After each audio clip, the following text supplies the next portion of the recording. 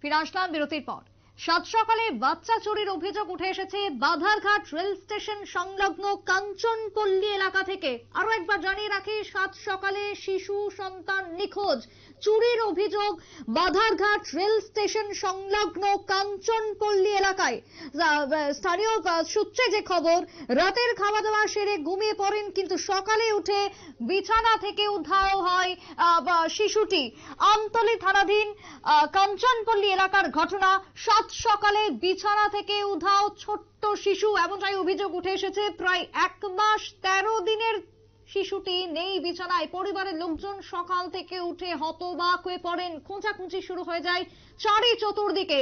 ঘটনাস্থলে ছুটে যান বাধারঘাটের বিধায়িকা মীনা রানী সরকার, ছুটে যান এসপি থেকে শুরু করে পুলিশের আধিকারিকরা সেই জায়গায় ছুটে যান।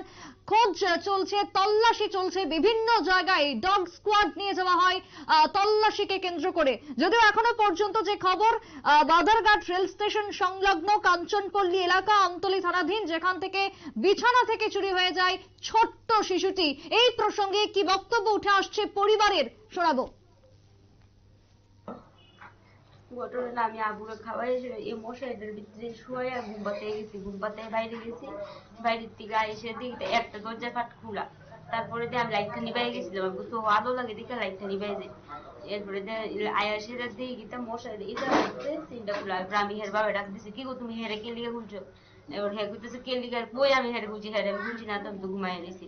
তারপরে তো লগে লগে লাইটটা দৌড়াইছি, লাইটটা দৌড়াইছি, হ্যাঁ অফিসারটাছে, আমি অফিসারটাছি আগুনে চিল্লাচিল্লি করতেছি। এরপরে কটার সময় করো না? 6:30। এই জায়গাটার নাম কি? কাঞ্চনপল্লী। বাচ্চাটার বয়স কত? 1 মাস 13 দিন। ছেলে না মেয়ে? আচ্ছা, এই বিছানায় কি আর অন্য কোনো বাচ্চা আছিল, শিশু আছিল? হ্যাঁ, আমার বাচ্চা আছে, বড় বাচ্চা। মানে ওই বাচ্চাটা ঘরে ছিল? হ্যাঁ। কি মনে হইতেছে আপনার, কারা নিতে পারে? কিটা কইতাম, দেখছি না। পুলিশ আইছে? আচ্ছা, এর আগে কি এরকম কিছু হয়েছে না এলাকাতে, বাচ্চা চুরির ঘটনা? না। আপনার স্বামী কি করে? গাড়ি চালায়। পুলিশ কি কইছে? পুলিশ আইছে? তারা কইছে তারা তদন্ত করতেছে। রাত্রেবেলা খাওয়া দাওয়া করে ঘুমাইছি। সকালবেলা তো আমি তো আমার মেয়ে লোক মারিছি, ছেলে মায়ের লোক আসিল। মেয়ের মাছ হলে খাওয়াইটা হয়, আর ছেলের মাছ হলে খাওয়াইটা হয়ে গেছে বাইরে। তারপর দিত আইয়া দিয়ে ঘরে তাবুতে না, এটা হচ্ছে বাইপাস ধরে আমার বাইপাসের লোকে। কোন বাইপাস? আমতলী বাইপাস। আচ্ছা, কেমন বয়স বাচ্চারা? বাচ্চা 1 মাস 13 দিন। ছেলে না মেয়ে? ছেলে। কি মনে হইতেছে আপনার? তো এটা কেউ লুয়ে গেছে গাড়ি, একটা তার গরম নাই, লুয়ে গেছে। কটার সময় করো না? এটা 6:45 7টা বাজছে না। মানে আপনার টের পেয়েছেন কিভাবে? ওই যে ছেলে মায়া নছিলে দিছে, আমি তো খাই উঠছি দিয়া। মানে এই বিছানা থেকে আরেকটা বাচ্চা ছিল? আমার লগে আছে, তাই খেলতে মেয়ে খেলতেছে আর ঘুমাইতেছে। এই যে মানে এলাকাটার নাম কি? এর নাম ধরে বাধারঘাট কাঞ্চনপল্লী। এর আগেও কি এরকম হয়েছে? মানে এই প্রথম? সামনে তো রেল স্টেশন আছে, রেল স্টেশনে খোঁজ করছেন নি? কি মনে হচ্ছে কারা নিতে পারে বাচ্চাটা? কেন নিবে, মানুষের ছাড়া কেন নিবে? আজ পারে না, মানুষই নিছে। ভালো হোক আর খারাপ হোক, যে কোনো একজন তো নিছে। আপনার নাম কি? আমার নাম কিষান দাস। শিশুটির পরিবারের বক্তব্য আপনারা শুনলেন। 1 মাস 13 দিনের শিশু, সাত সকালে উধাও। বিছানা থেকে কার্যত শিশুটিকে চুরি করা হয় বলে অভিযোগ উঠে এসেছে পরিবারের পক্ষ থেকে। আজ সকালের ঘটনায় রীতিমতো চাঞ্চল্য, খোঁজাখুঁজি শুরু হয়ে যায় চারি চতুর্দিকে। স্থানীয় বিধায়িকা ছুটে যান ঘটনাস্থলে। বিভিন্ন জায়গাতে তন্ন তন্ন করে খোঁজার পরও এখনো পর্যন্ত শিশু পুত্রের কোনো খোঁজ মেলেনি। এবং ঘটনাস্থলে ছুটে যান বিধায়িকা মীনা রানী সরকার। বিধায়িকার কি বক্তব্য, শুনুন। এখন আমি একটা মিটিংয়ে ছিলাম, ওখান থেকে খবর পাই যে আমাদের 3 নম্বর এরিয়াতে ওয়ার্ডে একটা বাচ্চা চুরি হয়েছে, 1.5 মাসের বাচ্চা। তখনই আমি অন্য কোথাও না গিয়ে এখানে চলে আসি এবং ঘটনা সত্যি যা দেখছি, এখানে সব রকম ব্যবস্থা করা হচ্ছে কিভাবে বাচ্চাটা উদ্ধার করা যায়। সব দিক দিয়ে এখানে এসপি আছেন, আমাদের এসডিপিও আছেন, আর আমতলী থানা থেকেও এসে গেছে। আশা করা যায় ভালো বাচ্চাটা উদ্ধার করা যায়।